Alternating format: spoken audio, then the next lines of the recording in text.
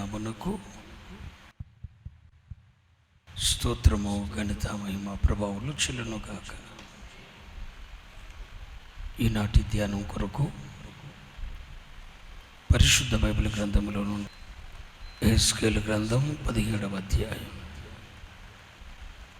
6వ వాక్యం. అది చిగిర్చి పైకి పెరగక విశాలముగా కొమ్మలతో అలుముకొని గొప్ప ద్రాక్షవల్లి అయ్యను. దాని కొమ్మలు పక్షిరాజు వైపున అలుముకొనుచుండెను.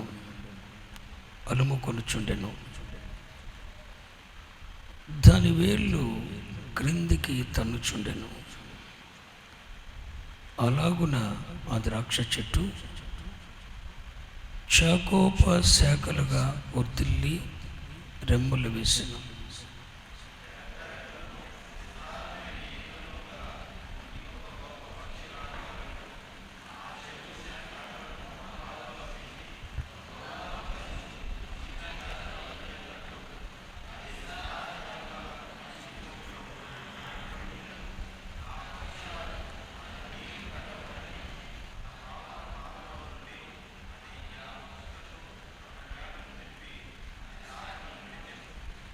కావున నీవేలాగూ ప్రకటింపుము, ప్రభువైన యెహోవా సెలవిచ్చినదేమనగా, అట్టి ద్రాక్షవల్లి వృద్ధి నందున అది ఎండిపోవునట్లు జనులు దాని వేళ్లను పెరికి దాని పండ్లు కోసివేతురు. దాని సిగుళ్ళు ఎండిపోక ఎంతోమంది సేద్యగాండ్రు ఎంత కాపు చేసినను దాని వేళ్ళు ఇక సిగరింపవు. అందరం కలిసి పదవచ్చును. అది నాటబడిన వృద్ధి పొందున తూర్పు గాలి దాని మీద విసురుగా అది బొత్తిగా ఎండిపోవును. అది నాటుబడి పాదులోని ఎండిపోవును. ఈరోజు ఓ శ్రేష్టమైన సందేశాన్ని నేను మీ ఎదుటికి తీసుకొని వస్తున్నాను. బోధించుటకు పరిశుద్ధాత్మదేవుడు తన శక్తియు, బలమును, అభిషేకమును, ఆత్మనింపుదల తన దాసునికి అనుగ్రహించును గాక. మీ ముగ్గురు రండి, వెనకములు ఉన్న ముగ్గురు. దీని పేరు ఏంటంటే ద్రాక్షవల్లి అనండి. దీని పేరేంటి? ద్రాక్షవల్లి. ఈ ద్రాక్షవల్లి పట్ల దేవునికి ఒక ఏర్పాటు ఉంది. ఆ ఏర్పాటును బట్టి ఈ ద్రాక్షవల్లి పట్ల దేవునికి ఉన్న ఏర్పాటు, ప్రణాళిక, సంకల్పం నెరవేర్చబడటానికి ఈ పక్షిరాజును దేవుడు ఎన్నిక చేశాడు. దీని పేరేంటి? గొప్ప పక్షిరాజు అనండి. దీని పేరేంటి? ఈ పక్షిరాజు ఎందుకు? ద్రాక్షవల్లి పట్ల దేవునికి ఉన్న ఏర్పాటు, ప్రణాళిక, ఉద్దేశం నెరవేర్చటానికి దేవుడు ఈ పక్షిరాజును ఏర్పాటు చేశాడు. ఏర్పాటు చేసి ఈ ద్రాక్షవల్లిని విస్తారమైన జలములున్న చోట దేవుడు నాటించాడు. దేవుడు నాటలేదు. నా మాటలు మీరు అర్థం చేసుకోవాలి. దేవుడు నాటించాడు. విస్తారమైన జలముల యొద్ద నాటబడేటట్లు చేశాడు.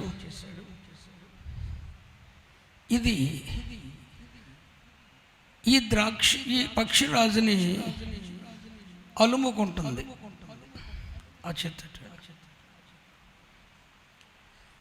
ఈ పక్షిరాజుని అలుముకుంటం వల్ల ఈ ద్రాక్షవల్లి శాఖోపశాఖలుగా వర్ధిల్లి రెమ్మలు వేసింది. నేను మిమ్మల్ని అడుగుతున్నా, దీనికి ఏమన్నా తక్కువయిందా? తలకాయ లోపొద్దు, అడ్డుగోలుతనంగా నోటితో చెప్పండి. మోషయ్య గారు, దీనికి ఏమైనా తక్కువయిందా?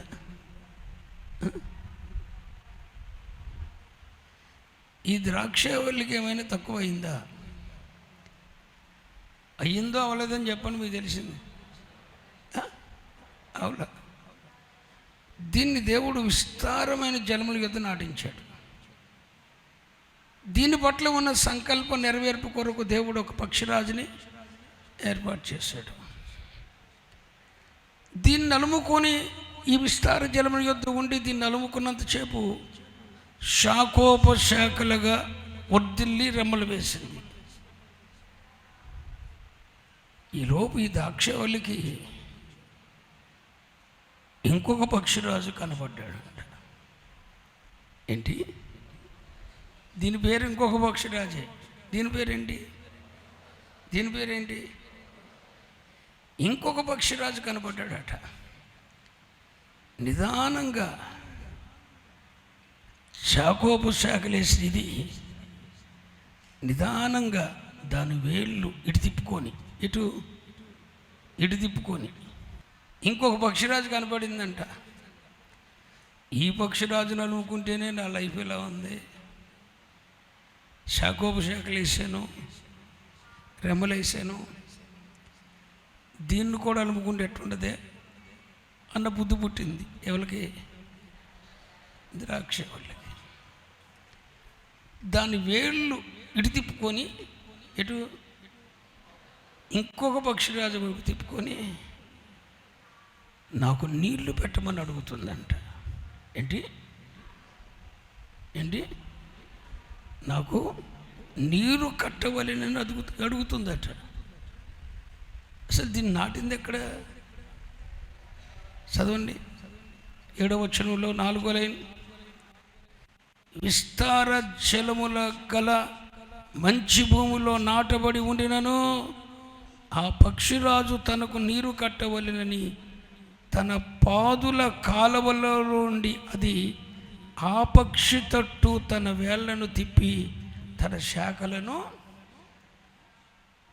ఇది ఎక్కడ నాటబడింది మీరు చెప్పండి? విస్తారమైన జలంలో నాటబడింది.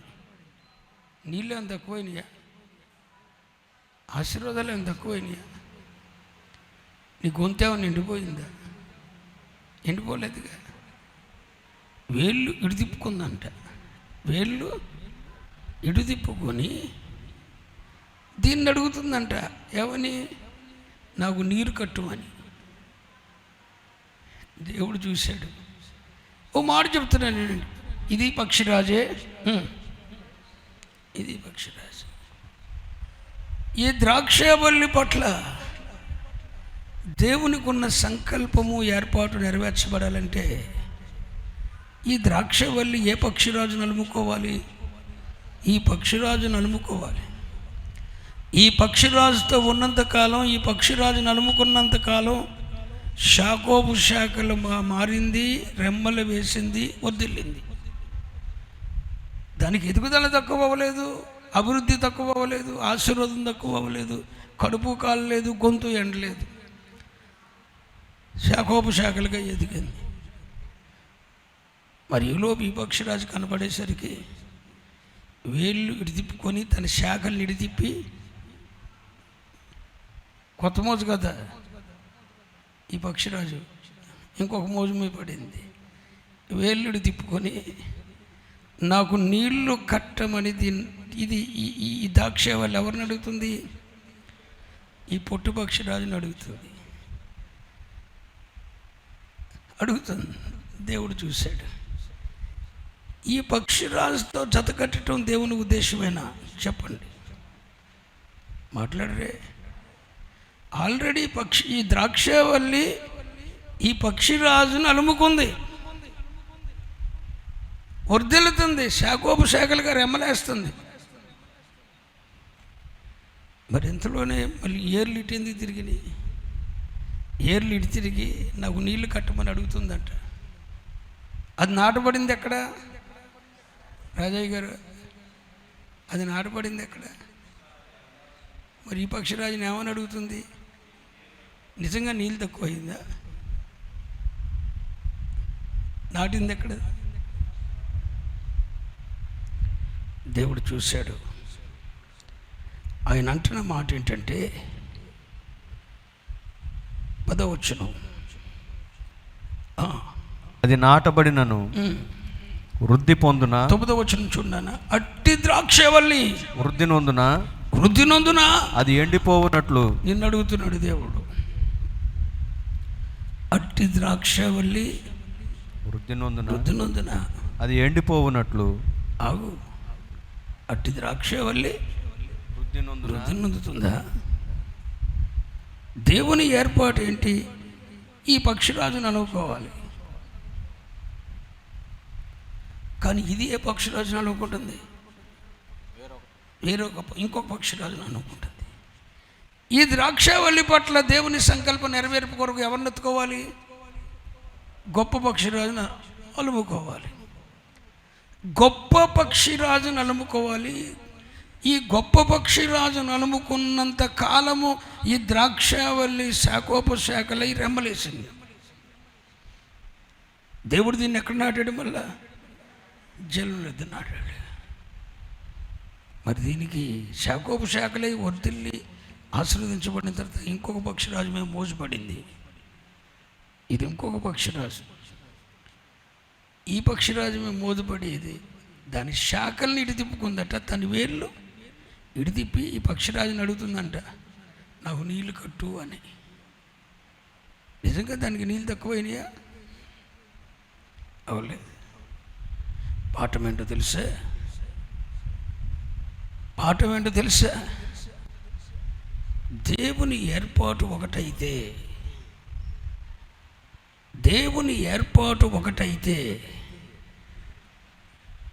నీ నిర్ణయం మరొకటైతే ద్రాక్షవల్లికి పట్టిన గతి మనకు పడుతుంది. దేవుని ఏర్పాటు ఏంటి? ఈ ద్రాక్షవల్లి దీన్నే అలుముకోవాలి. శ్రమైన, కష్టమైన, బాధ అయినా, హింస అయినా, కరువైన, ఖడ్గమైన, వస్త్రహీనత అయినా, ఏదైనా ఇక దీన్నే అలుముకుంటే ఈ ద్రాక్షవల్లి పట్ల దేవునికి ఉన్న సంకల్పం నెరవేర్చబడుద్ది. దీన్ని అలుముకోవలసిన ద్రాక్షవల్లి ఈ పక్షిరాజు వైపు తిరిగితే ఇష్టం లేదారా? మరి తప్పదు. ఇక్కడ నువ్వు బొమ్మలాగా నిలబడ్డావు, నేను చెప్పింది చెయ్యాలి. అలుముకో, నీళ్ళు కట్టుమని అడుగు. ఏర్పాటు ఇది కాదు. ఇది కూడా పక్షిరాజు అయితే అవ్వచ్చు. కానీ ఈ ద్రాక్షవల్లి పట్ల దేవుని సంకల్పం నెరవేర్చబడటానికి దీన్ని అలుముకోకూడదు, ఈ తట్టు తిరగకూడదు. దాని వేళ్ళిటి తిప్పింది, దాని శాఖలిటి మార్చింది. దేవుడు అంటాడు, అట్టి ద్రాక్షవల్లి వృద్ధి నొందున అది ఎండిపోవును. ఇప్పుడు అర్థమైందిగా? ఇంక వీళ్ళు అవసరం లేదుగా మీకు. నేను చెప్పింది అర్థమైందిగా? కూర్చోండి రా, మరి అంతకు అవసరమైంది మళ్ళీ పిలుస్తాను.